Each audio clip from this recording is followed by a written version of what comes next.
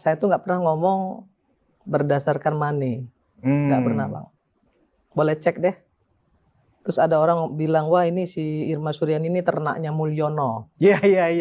Saya bilang, saya jawabnya santai aja, Bang. Alhamdulillah masih anaknya manusia. Mulyono kan manusia. Daripada anak onta dengan anak banteng. Ya kan? Berarti kan kalau dia disebut anak onta, dia disebut anak banteng, berarti kan anak binatang.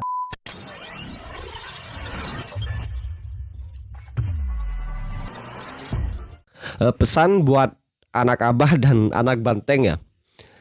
Ketika Pak Jokowi masih menjabat, saya percaya ya kebencian kalian itu masih bisa diterima loh sebagai bentuk ketidakpuasan akan kinerja beliau. Ya. Nah akan tetapi ketika Pak Jokowi itu sudah purna tugas seperti sekarang, menjalankan roda pemerintahannya, pertanyaannya kenapa kebencian kalian itu kok semakin berkarat dan semakin menjadi-jadi? Nah dari sinilah aku berkesimpulan ya, saya berkesimpulan pemirsa, kalian tuh pasti tahu kalau Jokowi itu hebat. Dan kalian tahu karena Pak Jokowi lah perut dan kelompok kalian itu mati suri. Karena gizi yang kalian dapat dengan mudah awalnya itu menjadi sulit ketika Pak Jokowi itu masih menjabat. Ya dan ku pastikan kebencian kalian itu bukan cuma hanya semata demi kepentingan bangsa, tapi ingin melampiaskan rasa sakit hati kalian. Ya karena merasa Jokowi lah orang yang kalian anggap bertanggung jawab akibat lahan basah kalian. Coba kita simak terlebih dahulu pemirsa ya terkait dengan pernyataan Mbak Irma Suryani terkait dengan lawan politik Pak Jokowi. Ada Ray Rangkuti, ada Refli Harun sebagai pakar hukum, walaupun bukan pakar hukum, cuma hanya dosen biasa sebenarnya, tapi ya diolok-olok pakar hukum ya oleh kelompoknya sendiri. Coba kita simak terlebih dahulu pemirsa. Orang-orang yang mengaku aktivis 98 ini, kalau Jokowi dan keluarga itu ada indikasi korupsi, paling sibuk itu, ya kan, membangun narasi, ya kan, melaporkan ke KPK dan seterusnya. Tapi ketika ada kasus-kasus seperti ini, mereka seolah-olah menganggap itu bukan korupsi, itu malah kriminalisasi. Jadi ada semacam beda judgement itu karena faktor apa kayaknya mereka ini?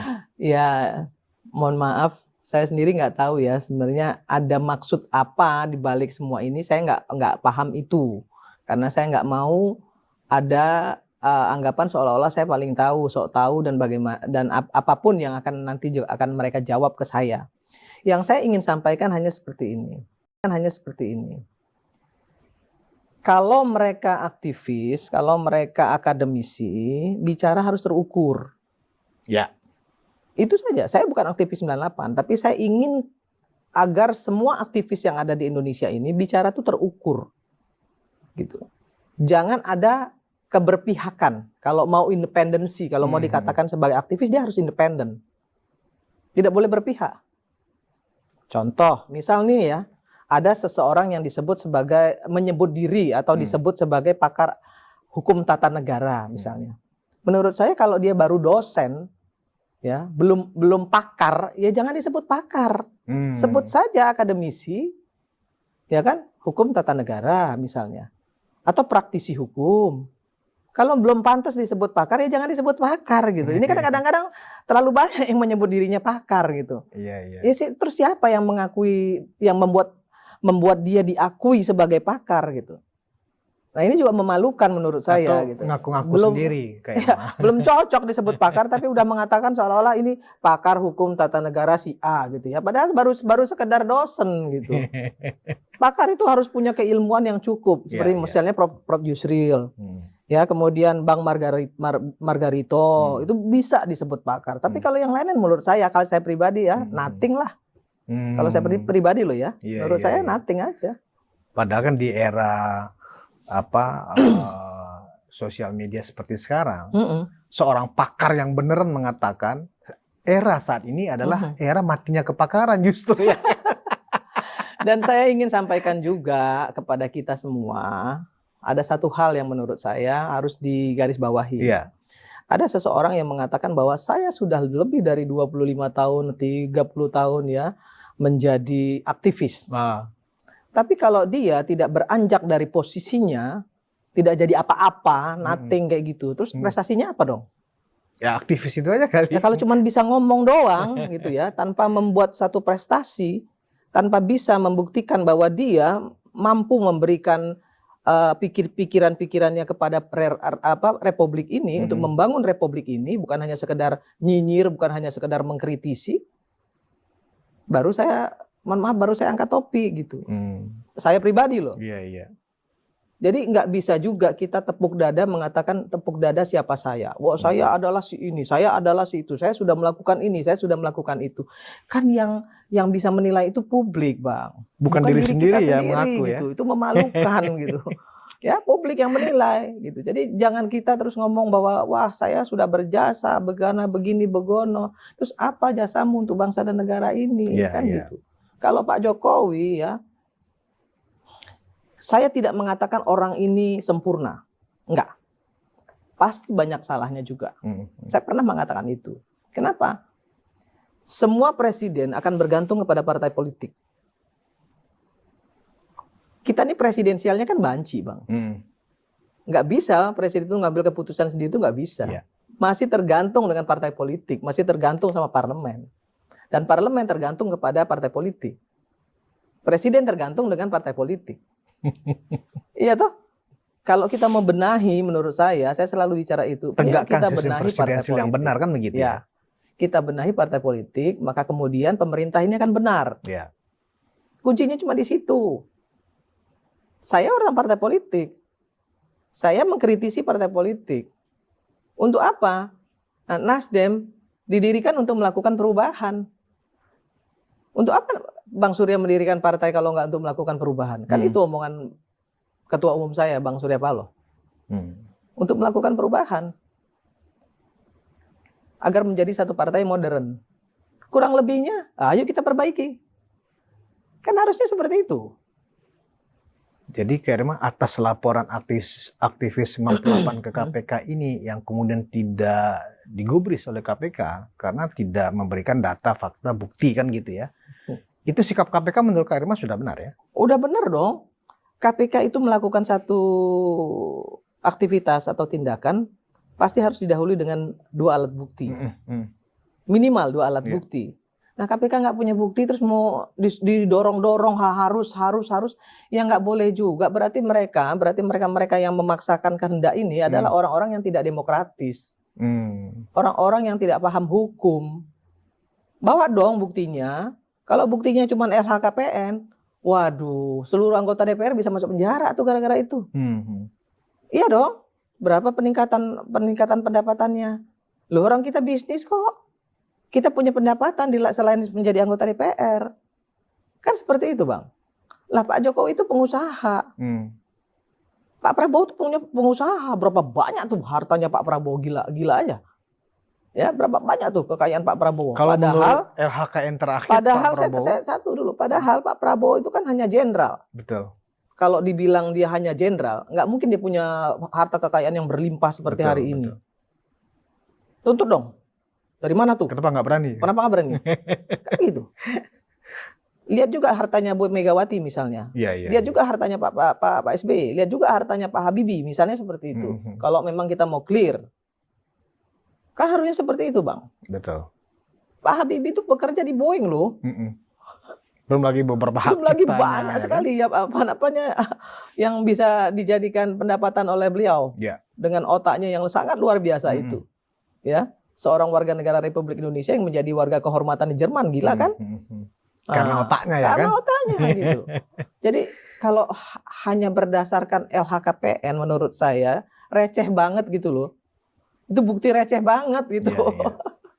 Nggak pantas juga ya seorang teman-teman akademisi yang punya nama gitu ya membawa bukti ke KPK hanya berdasarkan LHKPN. Justru LHKPN itu dibuat untuk bisa dibuktikan. Paham nggak, Bang? Betul. Dibuat untuk bisa dibuktikan. Ini loh harta saya gitu loh. Berarti bisa dipertanggungjawabkan. Betul. Kalau nggak mungkin dia berani tulis di LHKPN-nya. Dari mana asalnya? Kan ada keterangan tuh di LHKPN itu berapanya ada.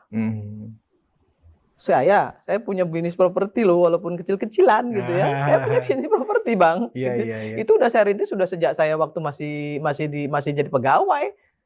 Saya udah ngeriditin barang-barang, saya dagang, saya pedagang loh Bang. Iya, Baru tahu jangan nih dikira saya nih. cuma jadi anggota DPR Iya, iya, biasa-biasa iya. saja, dagang saya ini.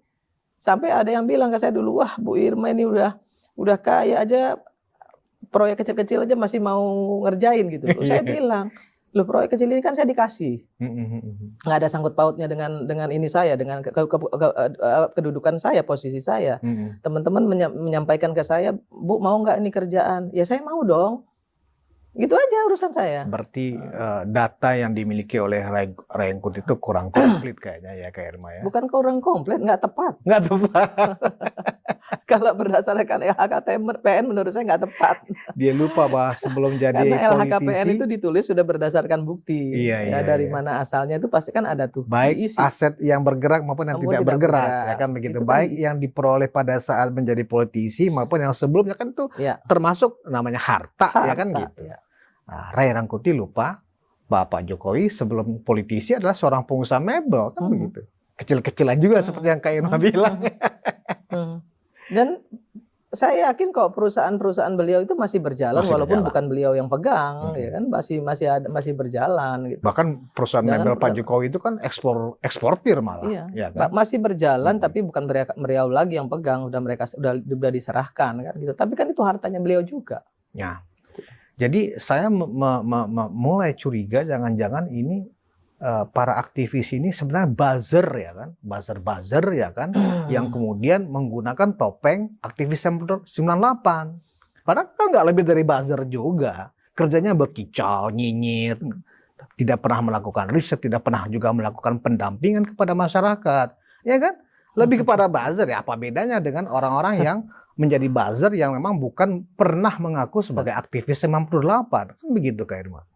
Saya suka malu sendiri aja sih Bang sebenarnya ya. Karena biar bagaimanapun saya ini aktivis Bang. Ya, tapi saya merasa saya tuh nggak pernah ngomong berdasarkan money. Nggak pernah Bang. Boleh cek deh. Terus ada orang bilang, wah ini si Irma Suryani ini ternaknya Mulyono. Iya. Saya bilang, saya jawabnya santai aja Bang. Alhamdulillah masih anaknya manusia. Iya, Mulyono iya. kan manusia. Iya. Daripada anak onta dengan anak banteng. Ya kan? Berarti kan kalau dia disebut anak onta, dia disebut anak banteng, berarti kan anak binatang. Betul. Kalau saya masih disebut anak Mulyono berarti anak manusia. Iya, benar. Masih merasa terhormat saya gitu. Saya menyampaikan atau meluruskan semua berita-berita karena saya paham. Betul. Saya nggak mau bicara kalau saya nggak paham.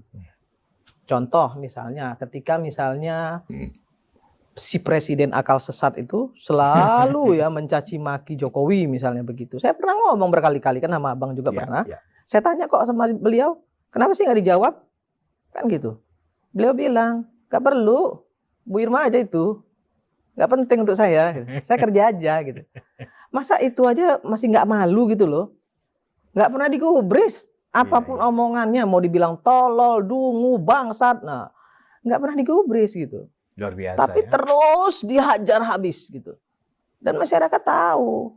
Masyarakat bisa menilai, ini manusia seperti apa sih gitu. Ya, ini demokrasi seperti apa? Kalau bisa membajingan-bajinganin orang karena dia seorang filsafat gitu ya, seorang bisa dibilang pakar filsafat lah gitu ya, menurut dia gitu ya. Kemudian dia bisa ngomong, saya nggak bicara dia sebagai manusia, dia bicara sebagai presiden, tai kucing lu lah. Iya kan?